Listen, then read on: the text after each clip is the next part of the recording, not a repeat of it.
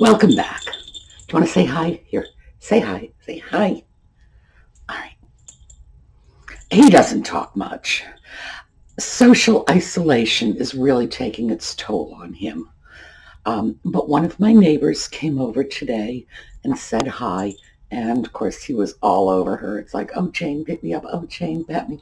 Oh, Jane, you don't understand how much I've missed you. So, yeah, it's not fun for a highly sociable cat to be in a situation where he's not allowed to socialize. Yes, I could tell. Well, now that we've got that out of the way, I thought today we would finish up on our disaster preparedness series, the airport series. Remember, that was assessment, inventory, resources, planning, organization, review, and today, test it. So we'll talk about that when we come back.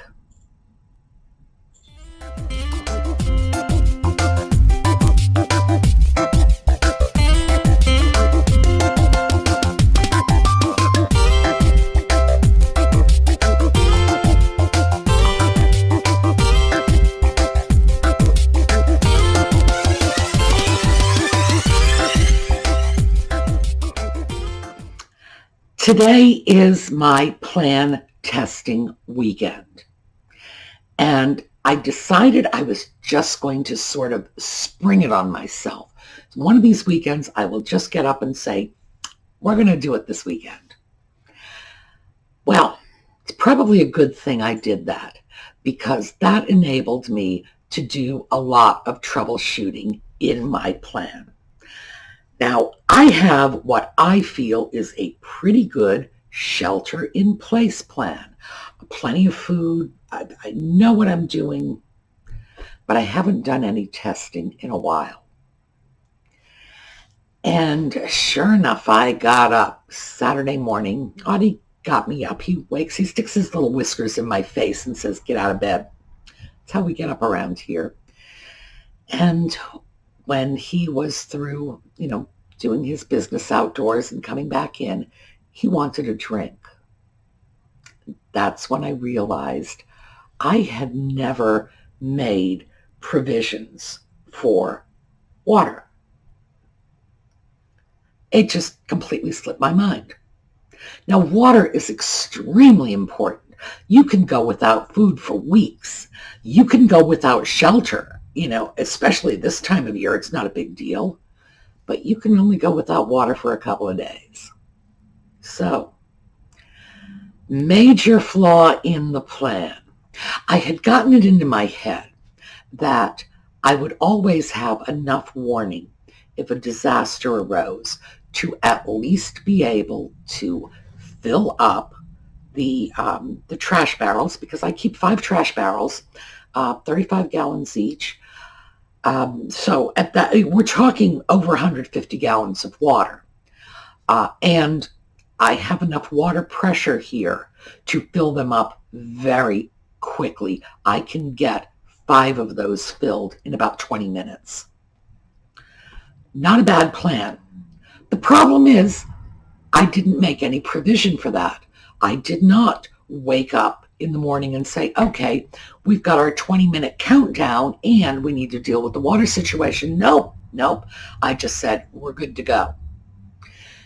And the truth is, in some emergencies, that's just the way you're going to be caught. You're going to get caught after the disaster has already taken place and, you don't have an opportunity to prep for it, not even 20 minutes to gather your water. So that was an eye-opener. The other thing I had not really considered too much was drinking water, because I keep what's flavored drinking water, but I keep a lot of bottled drinking water. And I keep a cooler, and it has a 3-gallon carboy and a 1-gallon reservoir. So when it's full, it's 4 gallons. And I keep this little Brita pitcher in my refrigerator. But I haven't checked on that Brita pitcher or used it in several months. I really think it was like last fall was the last time I got a drink out of that thing. So I am looking at 6-month-old water in there. Do I really want to be drinking that? Well, it's been in the fridge and it's safe. But the answer to whether or not I want to be drinking it is no. Do I want to try to give it to a persnickety cat? No. And the cooler I had temporarily relocated. So it's empty because I wanted that space for something else. So oops and oops. But of course I did find the little bottles of water for Audie. I have 6 little 8-ounce bottles of water on the bottom shelf of the fridge, way in the back. And Audie can have his drink. He was fine. He got his water. He wanted it out of the faucet. That's always the way he wants it. But what ended up happening was I poured it into the dog's dish, and he used to love stealing from the dog. And as a lot of you know, the dog has since passed. I have not gotten rid of her dishes because Audie misses the dog. So I haven't wanted to take too much of her stuff away. It's just, he lost his dog. I didn't feel it was right to take the water dish away too, because he still likes to drink out of that dish. So Audie got his water, and I got a very valuable lesson. I have got to deal with water. It's like, it's so obvious. How could that have slipped my mind? But it did. So I was fine with everything else. Because this was my test, my sort of, we're in the midst of an emergency, we wake up, the emergency situation is here. What I am doing is I am not using any of the supplies I have put away, at least not initially. What I'm going through first is my perishables. And in any legitimate emergency situation, this is what you should do. You should go through your perishables sort of in order of perishability. If you have milk in the fridge, start using that. That will go bad relatively quickly. If you have meat in the freezer, you've got a couple more days. But if you have meat that's thawed out in the fridge, again, start using that. And just take a look, because most of us know how long food will last. If you don't, right now is the time to find out. Look it up on the internet. Ordinarily, you will have beef at room temperature. You got to use that now. Chicken, room temperature. You got to use that now. Fish, room temperature, now. Not even like tonight. You do it for lunch. You do it now. The reason for this is, of course, bacteria. Now, having your food in the fridge will buy you a little time. Don't open your refrigerator door. It's going to be very tempting to do that. But my suggestion is, what you do is you get your cell phone, you open your refrigerator door, you snap a picture and you close that door, and then you take a look at the picture on your cell phone. Like, seriously. Because if you tend to keep a lot of perishables in your refrigerator, you have an emergency situation, the power is out, you could lose that food very quickly. And depending upon the nature of the emergency, you might need that food. And this could be very important to you. So be cautious. Just resist the temptation to keep opening the refrigerator. If you have things like meat in the fridge, you might want to grab them and quickly throw them in the freezer. And again, open it quick, throw it in, close it. And don't open your freezer. Things in your freezer will stay much longer, obviously. Part of the reason is your freezer is a smaller space. And if you have it densely packed, which you should, your freezer is more efficient if it's tightly packed than if it's practically empty. So, you always want to keep your freezer fairly full. You can throw things from your refrigerator into your freezer, and you will be able to get a little more time out of them. But in general, anything that is in your refrigerator, you need to consider using it within a day or two. If you go beyond a couple of days, you could be looking at food that has either already spoiled or is in danger of spoiling very quickly. And it is really fast for some foods. Once the temperature in your refrigerator rises, once you hit room temperature, you're looking at bacteria wonderland. I keep a small thermometer. Wait a second. I'm going to show you that because actually I hadn't considered that before. Hang on. Thermometer. It's a thermometer and a humidity gauge. Let's see. I have no idea what I paid for this. I can promise you it was under $10. If we had an emergency, I would throw this in the fridge immediately and watch, because that would be a very good indicator of how long I can leave things in the refrigerator. That temperature starts climbing, and the time that the food will stay good is dropping. So, always pays. And I am thinking, I really think I'm going to make sure that I have an extra thermometer in my little emergency stash. It's cheap enough. It runs on, I believe it's a AAA battery. It might be a AA battery.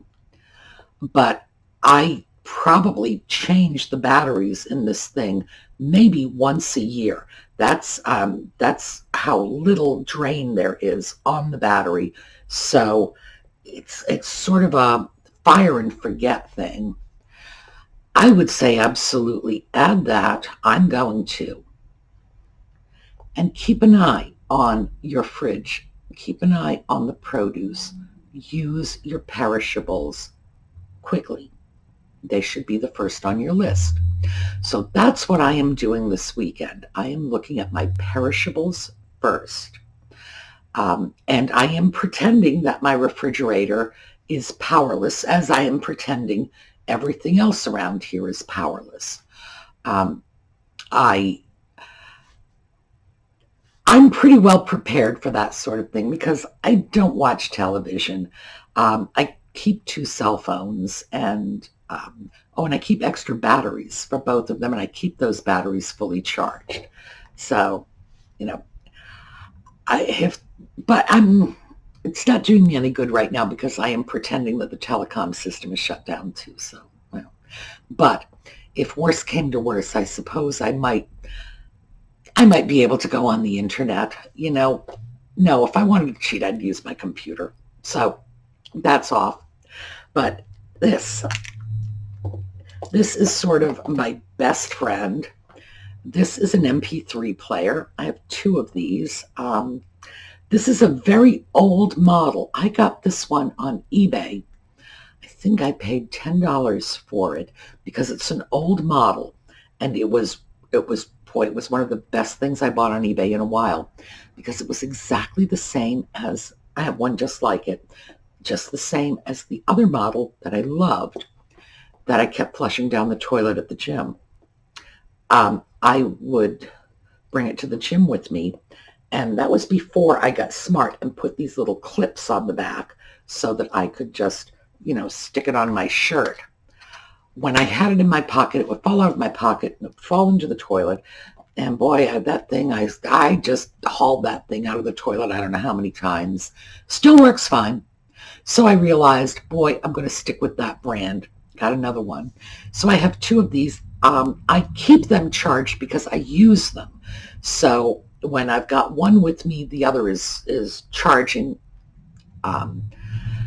And I keep them loaded with all kinds of entertaining stuff, books, college lectures, you name it. Uh, uh, I even got textbooks on these. So I have something to keep my mind occupied.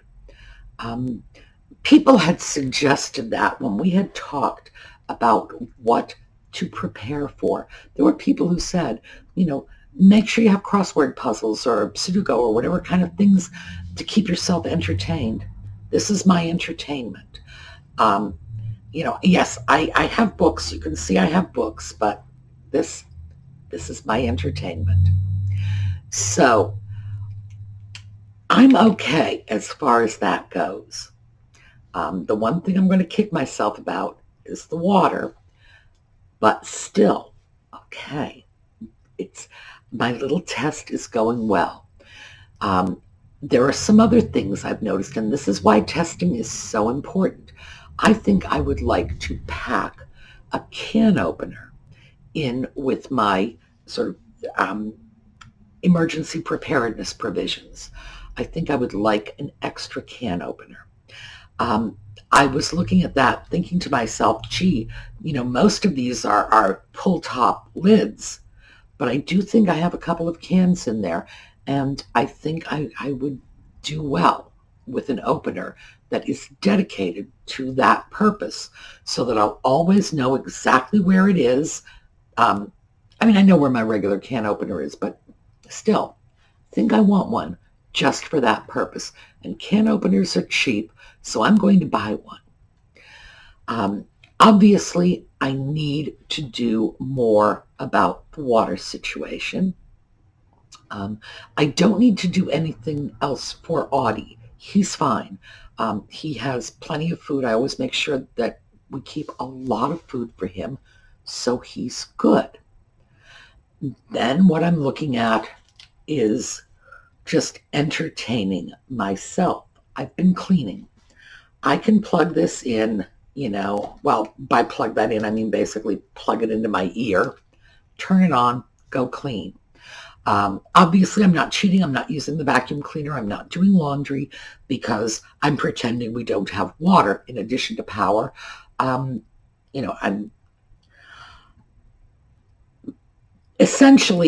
doing whatever it is I can do by myself, which is just dumping the sock drawer out on the bed and reorganizing that.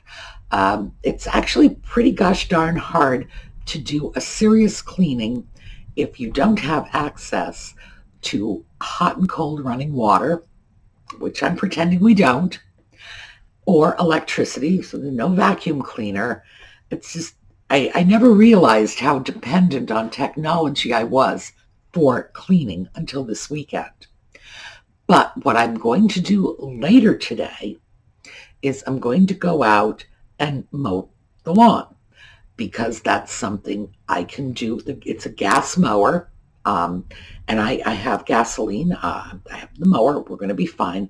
We're going to listen to something entertaining and cut the grass. That's going to make me feel like I am doing something useful. And it's very important to me to feel that I'm doing something useful while I do this. Otherwise, I'm going to look at the testing as a pain in the butt because I'm going to want to have access to my computer, and I'm going to want to have access to my cell phone, and I'm going to want to have access to all the rest of the stuff that I'm used to. And so I need to keep myself occupied to keep my mind away from the temptations of, the computer's sitting right there. I just push a button, one finger, who's going to know? Well, so I'm going to go out and cut the grass instead. Now, that's how I'm doing it. Create your own tests. When I create my test for evacuation, I'm actually going to pop Audie in a carrier. Oh, he's not going to like that. And go spend a weekend at a motel. That's exactly how that's going to work. he's going to be miserable. He's going to be confined. He's going to be cranky. So I'm not looking forward to it, but I am going to do it. This one is relatively easy. However, because of my water disaster, I'm going to have to retest this. I'm probably going to do it in 2 or 3 months because I need enough time to go by so that I feel like I'm giving it a new test. I'm not replaying this test. I'm doing it all over again, but I don't want to wait too long because, of course, I would like to have a successful test under my belt. Running out of water is not a successful test. Running out of water is bad.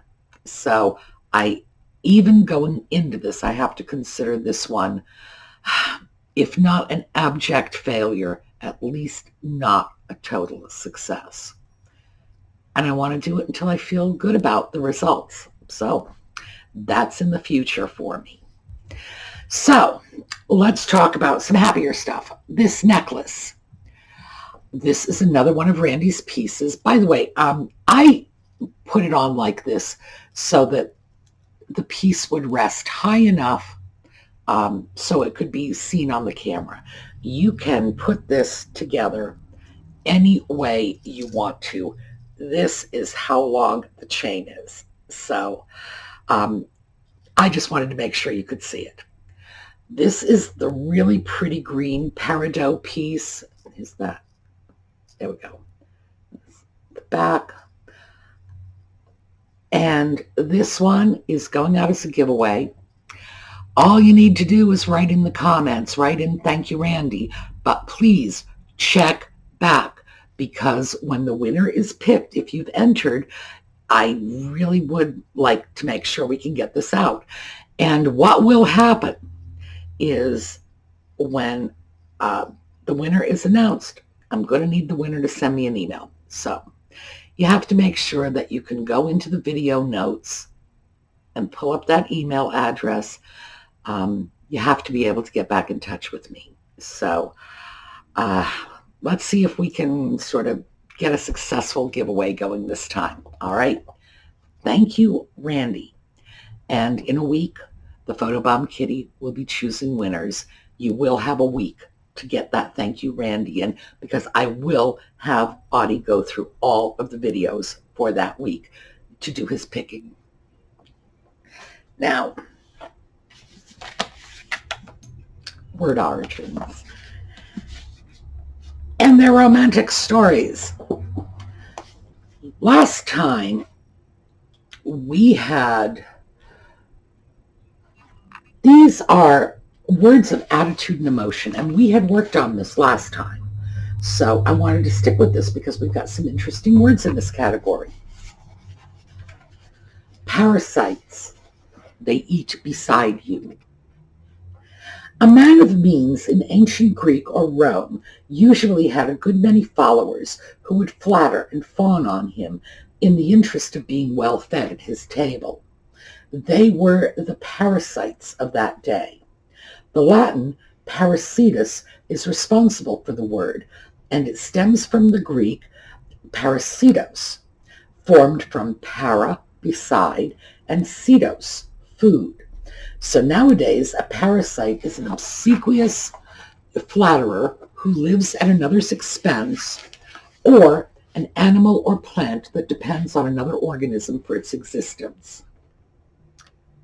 Pariah. He beat the drums. With us, a pariah is a social outcast, but this is a misinterpretation of the East Indian word. In that country, a pariah is a member of the labor caste who works in the fields of the Tamil country of Madras. Their name comes from parai, drum, because they were the hereditary beaters of the drum.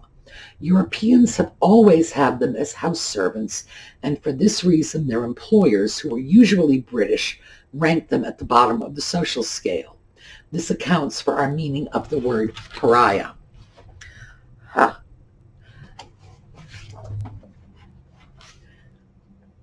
You notice it's almost like he's looking down his nose at the British for creating this wonderfully arcane and punitive social system.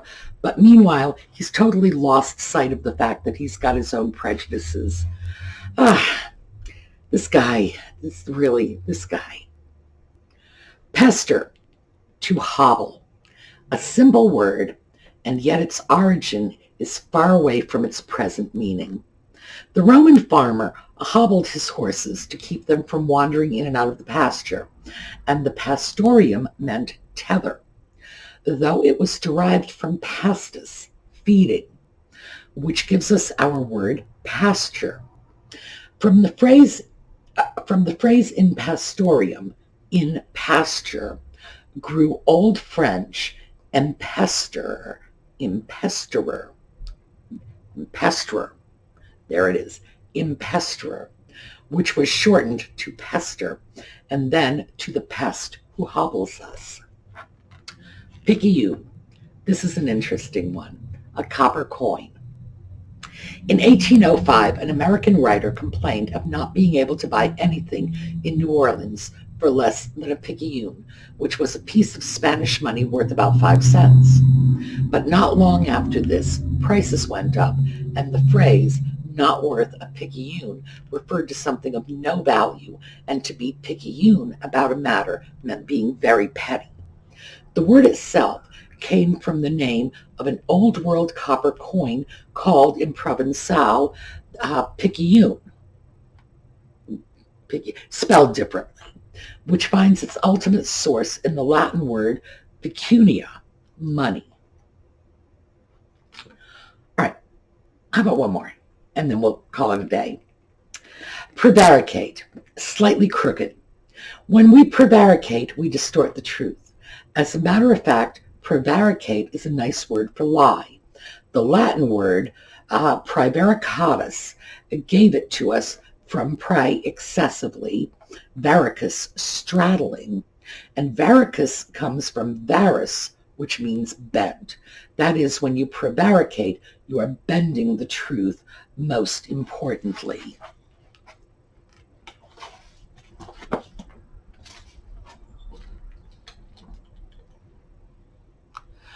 All right. Everybody have a great day. I am, as I say, I'm going out to cut the grass. I'm going to bring my MP3 player. I'm going to listen to a book, keep myself entertained, and I'm going to have to test my little emergency preparedness plan again at some point in the future, because this one, not so good. All right, I'll see you all tomorrow. Have a great day.